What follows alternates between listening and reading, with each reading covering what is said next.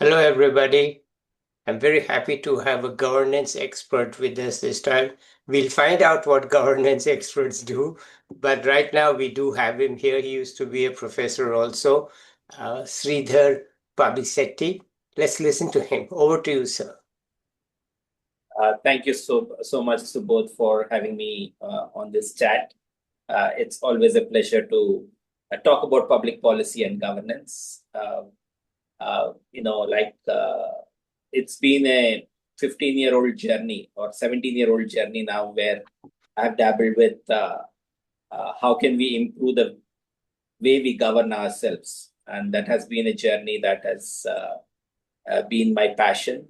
And I've been extremely lucky.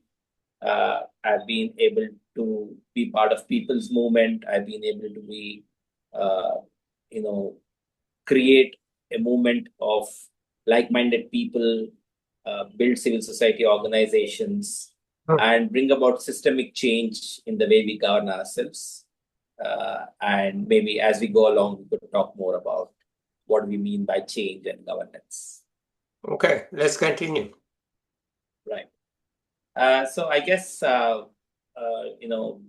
India is a very bustling democracy.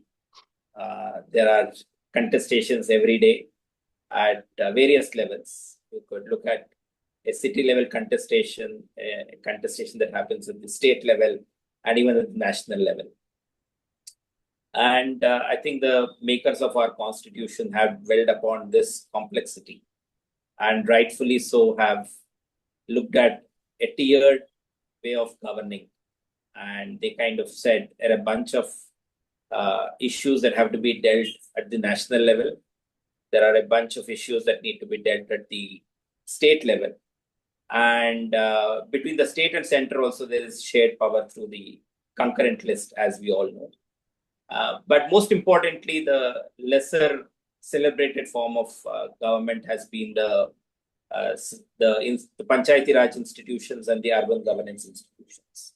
What can be done in a 20-mile radius or a 30-mile radius as compared to for somebody from a remote part of Karnataka to find solution in Bangalore or to find solution in Delhi. And I think that's a very intuitive and well-designed format of our constitution. And here is where I think no matter what our governance challenges, what our developmental challenges, we need to find resolution for our challenges in these three governments. And more and more citizens coming forward and articulating the change they need and becoming part of enabling that change, I think is the form of changing the way we govern ourselves. Over the last 75 years, we have got some things right. We've got some things wrong. And I think that's the beauty of a living document, which is our constitution. Okay, now that's very good theory. It's a prologue. Tell us about how it works in practice where you are involved. Yeah. So I guess one of the things that I'm involved is working with different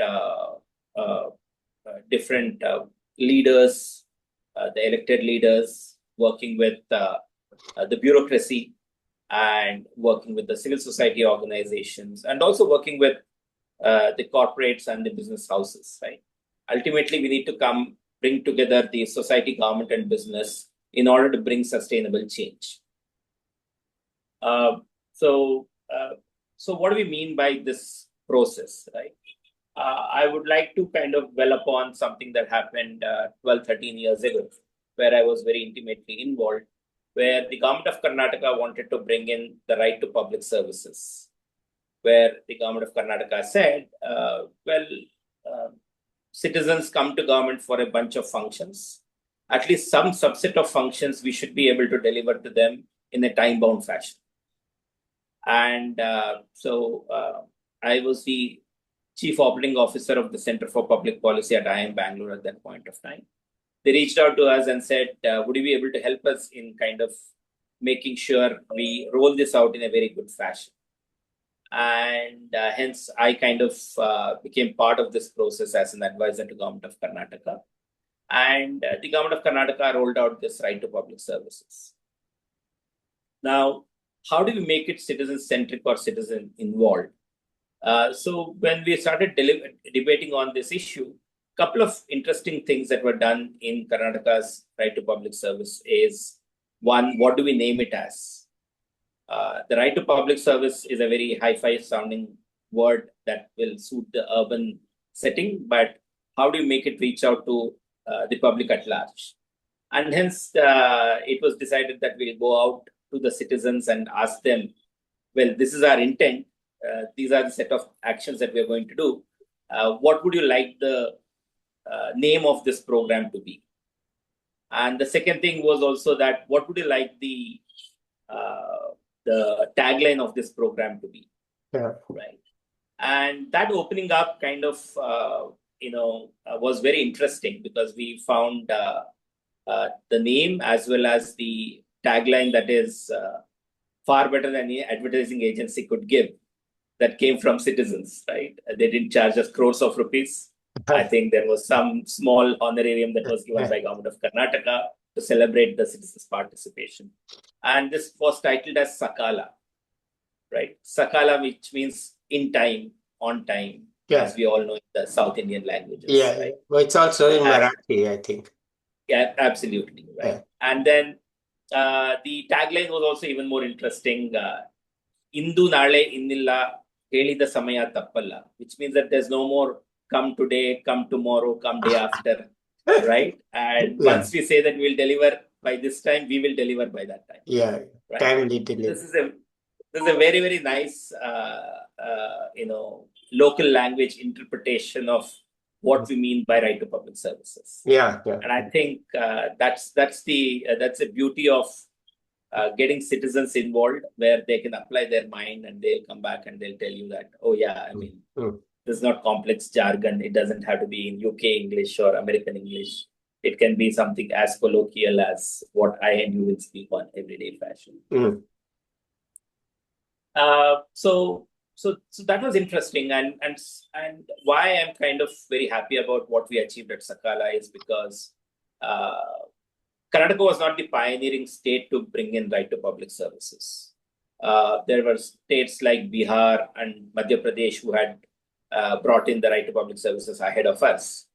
But what we were able to achieve in Karnataka was a systematic method of going around and listing as many services as possible and define the process involved in getting these services, identify the timeline by which these services will be given, and also put in a grievance or a redressal mechanism in case you don't get service by the time that has been guaranteed by the state government. And often we think that we need very, very huge penalties to set system in order. But actually, you don't need very huge penalties. You just need a functioning systems where the feedback can be given to the system to deliver better. And that's what happened in Sakala. The fine was as nominal as 20 rupees per day, up to 20-25 days of delay, beyond which the higher bureaucracy would get involved and make sure that these pendencies do not happen. So with less than 500 rupees of fine per case, the system was kind of aligned and made to deliver. And it was also such that in case you did not get the service on time, you could raise a query and say that my service has been delayed. And immediately a supervisor would have a time-bound clock wherein he would have to decide on that. Otherwise, it would go to the mission that was driving this, the Sakala mission, and they would take a serious note of this. And most often than not, a lot of this nudging was not required, or the stick was not required. The system started to align and perform better. Now, a complex change like this in India is not easy. Sometimes you run fast, sometimes you run slow. But by far, Karnataka's implementation of right to public services has been the best in the country. Okay. and it has been recognized both by the government agencies as well as the private sector companies, where it has won many innovation awards Yeah. over a period of time. And all this happened because the bureaucracy and the political leadership had an open mind. The change was brought about by at the behest of uh, Mr. Sadananda Gowda, the then CM of Karnataka, Yeah. driven ably by Sri Suresh Kumar, the law minister then. And it was set as a mission mode with senior bureaucrats like S.V. Ranganath, who was then the chief secretary, Sri Jairaj, who has been the additional chief secretary then, and a mission director, Sri Shalini Rajneesh, Ms. Shalini Rajneesh, who ably kind of rallied the troops and ensured that there is a positive way in which there is channelizing of energy. So I believe that while a lot may not be working well in our government setup, but time and again opportunities come wherein we can drive a systematic rehaul of things to be done. And this has been like 13 years running, 14 years running. And there have been different governments come in and go, different CMs come in and go. While the efficacy has been ebbing and glowing, it's definitely much better than before. Because even today, citizens can educate themselves and say, "Oh, I should be getting this service in 21 days, and as long as I bring in these documents stipulated for the service, I will be assured that there will be no running from pillar to post involved." Okay. And I think that's the systemic change that Sakala has driven, and many other states are following suit. Many bureaucrats from other states come in and learn Sakala implementation and go back and implement back in their states. Okay, two minor points. One, yeah, I remember that Karnataka was a pioneer in Bhumi, the land record. Yes. How is that working now? Do you know? Yeah. So Bhumi is by far a very good way in which the complex land record system has been digitized and streamlined. And I think getting access to different documents that you need and all has been enabled better. You have an online streamlined process to get records. However, there are certain glitches, which is the challenge of human-machine interface, wherein certain processes are still human-dependent. And while it's completely digital, it's not necessarily time-bound in all its function. And hence, some bureaucrat can really delay your service and then make you run around, give you hassles. But by far, the land record systems have streamlined, and you now definitely have a digital interface through which you can get those records far better than other states. Okay. The second very tangential comment is that where I live, just outside Washington, D.C., in the state of Maryland, they have one phone number for all government services. Yes. And it's 311. Right. It's not a standard telephone number. It's 311. When you call 311, they ask you what you want. Right. Okay. Then if you say, look, my garbage or whatever, then you don't have to know their phone or anything. They will connect you to the right person. So that is actually very convenient, because then you don't have to remember anything or look up anything. It's 311. Okay. Just a thought that it might be, I thought it was a very good innovation that you don't have to look up any number. You just call 311 and they do answer. It's not like you are on hold for half an hour. No, they make sure that somebody answers. Now, when they transfer you to the right place, you might be on hold, right? Yeah. But when they first answer, they answer very quickly. This is just a minor thought. Maybe at some point it might be a useful idea that, look, you don't have to look up the number for fire or for garbage or for whatever service. You just call this number and they'll get you there. Okay. Just, I'm very glad. And have other states copied this, Sakala? Yes, I mean, it's not just copy it, right? Because Karnataka was not the pioneer. Karnataka was one of the follow-up states, right? And this journey itself has been, started in 1995 when all the chief secretaries came together and said, we need to bring in some amount of time-bound services. They met again a year or two later and then said, okay, let's expedite this, Okay. right? The ball got kicked along down the line, and after 15 years, Madhya Pradesh came forward and said, oh, we will bring in the law and the requisite mandate around it, right? Okay. So sometimes um, in India, patience is a virtue as much as it's a problem, right? And I think so. Sakala did take its time. It was almost 15 years since the chief secretaries agreed, but still rolling out on ground took that. And then state after state, they have come forward and implemented it. And it's not uniform, right? The number of services differs state by state. The departments involved differ state by state. But however, I think some amount of a national oversight is good to look at what can be done at Sakala. And as you rightly said, interfaces like 311 will be interesting, where we can try and see across states, can I bring in some smooth wrapper around it and at least avoid the challenge of people navigating in different places. Yeah. And at least get some insight. But having said that, Subodh, what I'm also curious is that after you call 911, are you assured that the rest of the resolution of the complaint or the request is time bound and is also done in a very standardized fashion? Or do you see variability depending on the state, depending on the service? It's we live in a well-run state. Yeah. Okay. And so there will be statewide variances, there will be department-wide variances. I can't say. I have no experience of other states.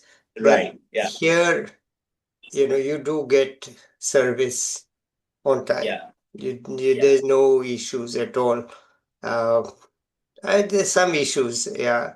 Like our neighbor had a water leak, and the water leak is in the pipe connecting to their home. And the water is flowing down into my area home. So, and it took them maybe 3 weeks to get somebody to come and say, it's on your side of the meter, not on our side of the meter. So you would hardly call that as timely service. It's not timely service. But, 2 visits, they said it's on our side of the water meter. So we'll have to fix it. But then on the last visit, they said, no, it's on your side of the water meter. So you fix it. So obviously, I won't call it timely service. But that is sort of the very specialized and narrow service. It's not something that you request frequently, but things that you request frequently, they do work. Yeah. So I think so what makes your state work better than other state, right? And I think if we can find some answers to that, then there is a lot of cross learning possible. Well, right? Yeah, I won't claim to be an expert on it, but in general, the state is sort of, what should I say, benefiting from just being close to Washington, D.C. Close means I am 15 minutes drive from the White House. So we do have a lot of educated people living in the state. And it is kind of a peaceful state. And they sort of bipartisan, okay, because we can have a Democratic governor and we can have a Republican governor, and the Republican governor need not follow Trump. So, it's like it's a pretty balanced state. And the property taxes are not so low. People complain about them, but they are pretty well used. They are not. So it's possible to run it well if with political commitment and not disrupting the technocrats who are running the show. Let them run it. And if they don't run it, then they're responsible and you can fire them and improve them and so on. But yeah, I think that's the non-political interference. Correct. So I think one really good way to kind of move from a completely chaotic, non-standardly measured governance system to move into some kind of measured system. And I think something interesting was figured out in Sakala, wherein we said that understanding how the bureaucracy is structured within the state, we know that each district is headed by a district commission, or the DC as we call it. And DC is kind of made in charge of answering why there is pendency, there is more delays in his district as compared to any other district, right? Of course, we put in the formulae to ensure that there is weightages involved and just one particular, outlier does not really mess up the whole computation. But at the end of the day, we did assign weightage, and then we did come across and define the 30 districts based on their performance ranking, and then the chief secretary is reviewing them month on month and asking, okay, how is it that one district is performing better than the other, and what is it that the lowest ranked district can do in order to come above, right? So I think one is some states, some districts will definitely perform better thanks to the resources they have, thanks to the kind of advocacy and the kind of citizen empowerment that exists there, where people will kind of ensure that, no, this is not acceptable. Even if it's not for me, for my neighbor also, you can't give such low level of service. So that kind of systems will have to get triggered in. Yeah. And that's where I kind of look at a 4-point formula that I think is essential for any governance improvement. Yeah. Today, many different states reach out to me and say, hey, can you help us look at this? And I use these 4-point formula all the time, right? The first is, do you have a commitment for transparency in the functioning of your department or your state, right? Yeah. Do you commit to put more and more data out there without citizens having to file RTIs? Yeah. And in India, in the past, people who have filed RTIs have also ended up being killed. Yeah. Right? So how do you do you put the step forward and make a commitment to be more and more transparent? Yeah. And proactive disclosures. Yeah. As compared to reactive disclosures. Yeah. Right? So that's step number one, right? Then the second is, can you build in the accountability framework? Yeah. Right? This is not just to kind of torment a civil servant, right? A service could not be done for various reasons, not necessarily that he is bad, right? There could be resource constraint, there could be systemic issues, and a whole lot of things, right? Can you at least put the spotlight and own together and kind of show a commitment to better accountability for lapses in service? Yeah. Right. The third essential element is, as a nation and as a state, are you committing to decentralized power and authority through a methodical process, right? Yeah. And as I mentioned earlier, India has that process. But as I speak, my city of Bengaluru does not have an elected mayor because the state government has chosen to kind of restructure it and all of those things, and use that as an excuse to not have a third tier of government, which has happened across party lines. The BJP, the Congress, the JDS, whenever they get a chance, they kind of try and not elect the mayor of Bangalore or the corporators of Bangalore. Yeah. Because then the MLAs and MPs become more powerful in running the government, in running the city of Bangalore. Yeah. So decent commitment to decentralization is very essential. Yeah. Right. And only when you commit to decentralization, you can hold your local government much more accountable, and a citizen in Washington DC can feel as empowered as a citizen in, say, Yosemite to kind of get basic services from his local government. Yeah. Right? So that structured decentralization is essential. And the fourth is citizen involvement in the functioning of the departments. Yeah. in oversight capacity, in even suggesting ways to improve these shortcomings. The nature of power is that the government always thinks, I know it all, you just stand in a line and apply for it. Right? And I think that degree varies, where some countries and some states or some cities will make an effort to treat the citizen with the decorum, with respect, with a very proactive mode of solving their issues, as compared to some places where they're irresponsive, or they are not kind of willing to even acknowledge the struggle that you are going through, right? So I think in this spectrum is where going through all these 4 steps will actually enable us to get long-term systemic changes. Well, I agree with you on those 4 points. Not that I'm Yeah. expert of any type.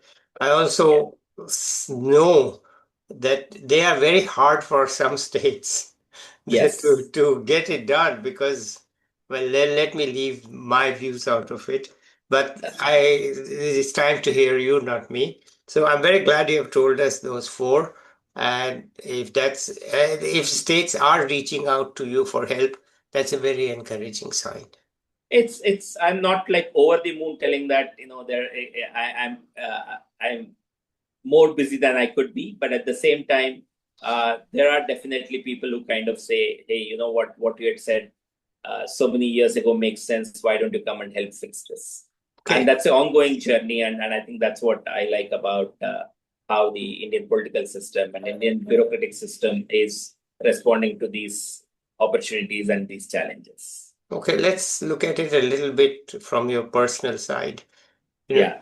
You are not representing any large established entity at this time, as I understand. You're pretty That's much right. on Yes. your own, right? Yes. So it seems to Yes. me, I correct me if Yes. I'm wrong. And yet they That's reach right. out to you without any things like say, oh, I am X at institution Y. So does that come in the way at all for you, or they say, no, it doesn't matter? Uh, for me, it doesn't matter today, because people have seen the body of work demonstrated over the last 17 years. Mm-hmm. And I think they know what I stand for. Mm-hmm. They reach out to me. And even if I reach out to them and say, hey, you know what, I saw this thing being troubling, your department, or, your particular setup. And here are a few suggestions, and more often than not, people acknowledge, and they kind of invite for a long briefing session, and we dive about it, and some suggestions are like very well taken, right? So it's a matter of time, Subodh. I wouldn't say that it's always hunky dory, Yeah. but I'm very consciously choosing the kind of time commitments that I'm able to make, because I love teaching. I continue to teach as a visiting faculty at various institutes of eminence in India, and that's very satisfying, where I can teach students across discipline to kind of take a long-term view of India, take a small, bite-sized problem, and kind of make change that is sustainable and good for the long run, right? So I enjoyed that flexibility today, and just the conscious decision of meeting a lot of people and trying to synthesize approaches to improve governance, make it inclusive, has given me an opportunity to kind of build a cohort of people who are like-minded, right? And today, when some inquiries come, then we are able to cobble up this coalition and then offer something meaningful for them. Okay, you said all is not hunky-dory. Good. Yes. Now tell us about the ones that is hunky-dory. Which states outside Karnataka have asked you and you have enjoyed it or had some success? And you don't have to say other states were bad. Just tell us where you felt it was hunky-dory. Right. I'm just going to expand and not just look at the short-term issue over the last 8-9 months. I see that Telangana has made a lot of strides along with Karnataka over the last decade and two, right? And Telangana, for instance, when I was teaching a course on future of public service delivery, we had the Industries and Commerce Secretary, Shri Jayesh Ranjan, come and interact with the students of my class. And Jayesh outlined how they have been able to make a systemic effort to uh, to make the investment climate better in Telangana, right? Though I have not had a role to play in their success, but just kind of looking at how they made a single window system for approving the investment proposals is a classic case that I think more and more cities, more and more states should adopt and learn from, right? So I think the journey is essential. I was recently talking to a bunch of public policy enthusiasts in the northeastern states, and I thought it'll only be youngsters who are trying to get into the government who will be in the audience. But I was very surprised to see a couple of IAS, one IAS officer and one somebody who was working with a consulting firm, but deployed in the government department also join it. And they were also able to understand and take up some of the ideas that I was sharing of how do you change the governance system, right? I think these are long-term changes that I have been doing, that I've been engaging in, of reaching out and telling the principles of change. And sometimes we move fast, sometimes we move slow, right? So I'm glad that this culture of sharing is improving, the connectedness is improving, and some of these suggestions are being taken forward in many places, right? Okay. So Wonderful. am I paranoid about looking at chasing every suggestion and how much it is getting too close? Right now, I'm not, because I'm trying to build a culture and a set of people who believe in this idea and come forward and find opportunities to engage themselves in. And that's the cohort I'm creating. And for example, a few years ago, I was teaching a bunch of students at National Institute of Design on the right to public service and Sakala itself. Yeah. And we doubled down on a few departments and one department, one service, and they all set their eyes on it and they came up with meaningful recommendations of change. And I sent that report to Sri Suresh Kumar, who was then the law minister, and said, "Hey, this is the output of our students. Would you be willing to kind of listen to them and share your thoughts?" And Sri Suresh Kumar said, "Hey, why don't you guys come over to Vidhan Sauda and make a presentation to me and my team, and we would love to hear what the recommendations are." So while we didn't chase down and see what is the status of that recommendation, I still remember the sense of accomplishment the students had when a state minister spent 2 hours with them, listening to their suggestions and recommendations and changes in the software processes that could be done for better citizen satisfaction, right? Yeah. I think we should measure our success by the thoughts that we are triggering, the changes that we are inspiring the governments and people in the government to take, and the long arch will also fall in place when we create a lot more pressure, a lot more ideas, and push them into the government. Okay, wonderful. I think it's very clear what you do and what you have achieved. But the question for me is, how did you come to all of this? It's not like, a traditional career where the parents tell you to become a doctor, you become an engineer, maybe a pilot.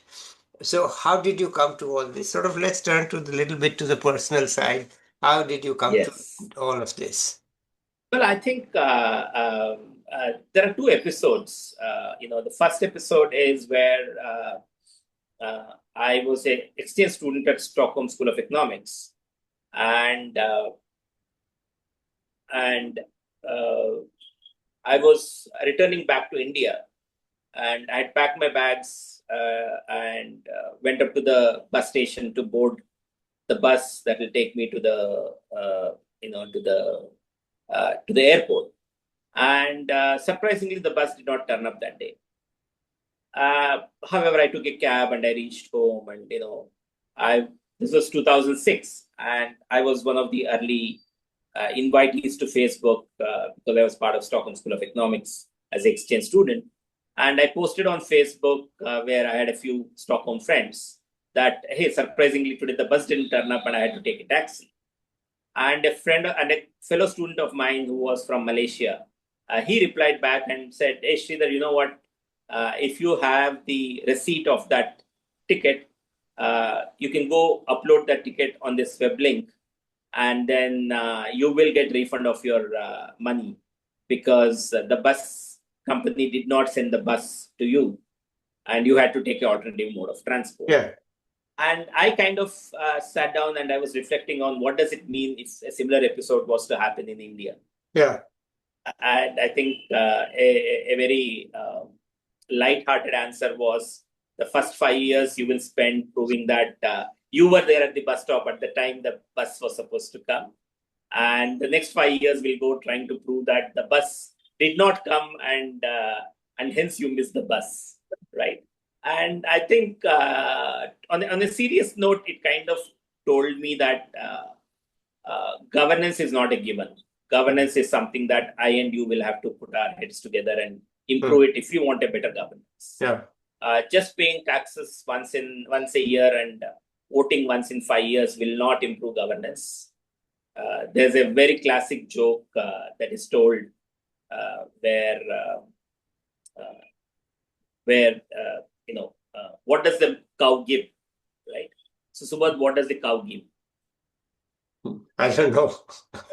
What does a cow give? Why do people rear cows? I am a city guy. What but do I yeah, know I'm about sure cows? you have some imagination of cows, right? What does a cow give? It gives us, I guess, Amul butter. Right, but you're wrong there, Subodh. You can't take excuse of being a city guy.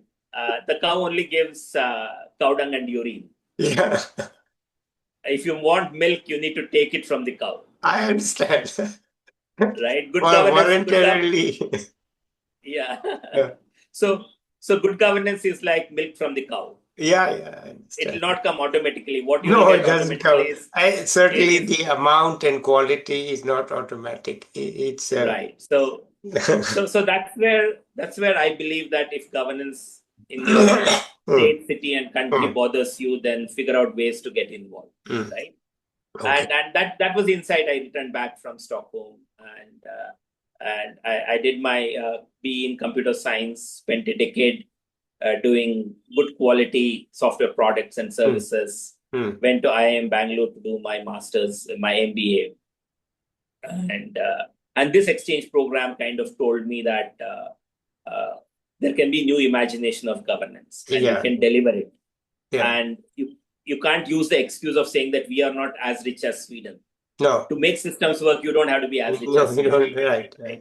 To make systems work, you just have to be committed to the process. Correct. And I think that's the zeal I brought in when I was advising government of Karnataka on Sakala, telling that, oh, do you want to make a Lilliput or do you want to make it a huge change engine? And I think the government of Karnataka stepped up and said, let's do as many services, let's put in systems that will oversee it.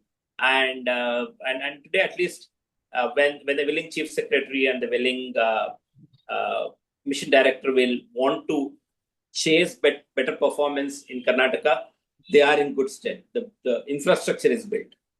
Okay. Right. The measurement system is built, and so I think building this, replicating this at scale itself is a good mission to take forward and share it with other states who are aspiring to come up on the performance curve. Okay, it's a remarkable journey from a missed bus to helping states improve their service. It's quite an incident. But yeah, I mean, those Nordic countries, they are different, they're crazy. And I've not been to Japan, but I believe Japan's even more crazy. If the train is 1 second late, they apologize. Absolutely, absolutely. So what? And I think that's what we need to enable our systems to deliver to that better quality, right? Okay. Today the metro in Bangalore works like clockwork. Yeah. There are 50 things wrong in Bangalore metro, Yeah. but at least the delivery wise, the efficacy wise, it works well, right? So we need to kind of build systems, not just betting on the costly metro, but complement it by investing in better bus transport system. Yeah. Bangalore still has one of the best public bus system, but still we need to triple the number of buses for us to have a lot more better quality of service, Yeah. right? And not just that, you need to kind of supplement it with suburban rail systems. Yeah. Because suburban rail system are far more cheaper and can move much larger number of people as compared to a bus or a metro. Unfortunately, the suburban rail system is not moving fast enough, and we are continuing to push that agenda of improving the suburban rail system in Bengaluru.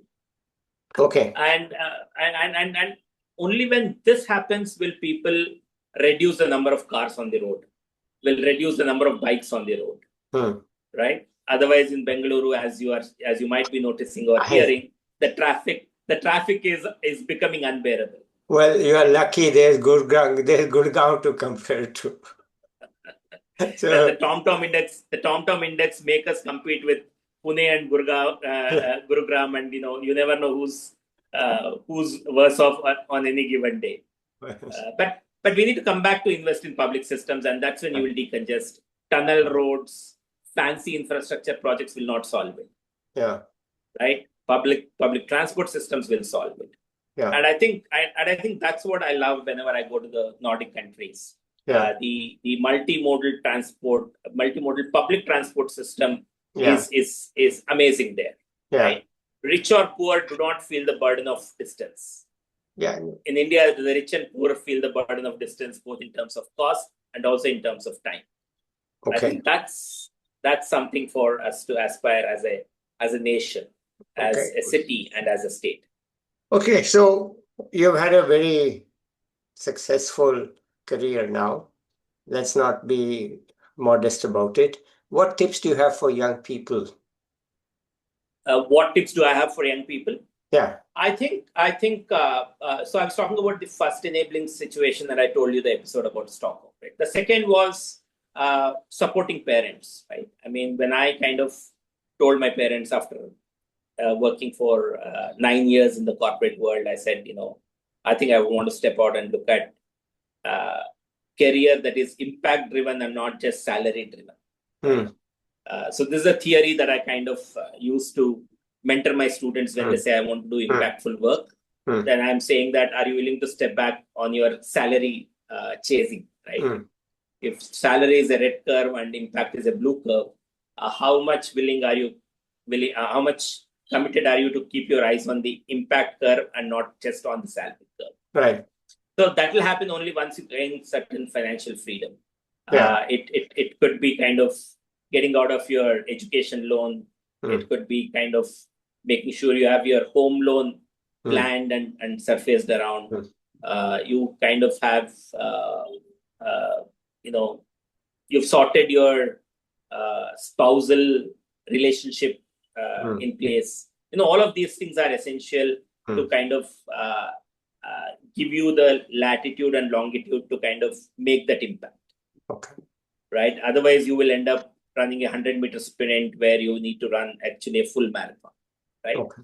So I think that's essential, and and these principles have kind of helped me well. I've had multiple opportunities to build institutions. I've had opportunities to scale existing institutions and create impact. And now I'm able to consciously step back and play the twin role of being an academic, right? I mean, I sit on advisory boards of universities where they want to take big leaps. I sit on board of studies of different master's programs and public policy programs where they want to make them impactful. So that's one side of academia. The other side is where I'm able to write case studies on long-term nudges that you can make, right? I sit on various boards of impact first organizations and help them chart a long-term strategy, right? So all these three things I'm able to take time out because I'm able to balance and keep my eye on the blue curve, right? And just today, I'm happy to share that a case study that I've co-authored with a collaborator in South Africa has been published as a case study in Ivy Publishing House, where we have looked at how can you build leadership, spirit and talent in people from low-income communities, right? So kind of doing meaningful academic work and at the same time going back to the classroom and taking smaller parts of these problems and helping the students get a better insight at it, and also at the same time surface this back onto the decision makers and give them an opportunity to appreciate new thinking. And many of them will translate into changes over a period of time. So how can you make this long-term view, right? And I think this is what I tell people, right? I tell people, don't think of change as a 100-meter sprint. Look at it like a marathon. You need to build your staying power. You need to kind of figure out your support structures who will help you be committed in this journey. Okay. I just remembered, I shouldn't have forgotten, when you mentioned academic, you did have a key role in this Kautilya School of Public Policy, right? I was the founding director of the Kautilya School of Public Policy. So can you tell us a bit about it? Yes. So this was year 2020 where Geetham University, a university in Hyderabad, wanted to build a global public policy school where we could kind of up the game in public policy education. And so I went into Hyderabad in 2020 February, and over 3 years we got the Kautilya School of Public Policy off the ground. We created a world-class advisory board. We brought in faculty who are thought leaders and not just pure academicians, but also people who can translate that academic insight into real-world action. And today, the fifth batch, today the program is going strong. We started in 2021, and we have been having students from across the country apply and be part of it. So I enjoyed being part of that formation journey for 3 full years, and then I moved in 2023 to Pune to look at political leadership and government, where I took on the role as a senior director with a program that nurtures future politicians. Okay, all right, wonderful. Anything else you want to tell us?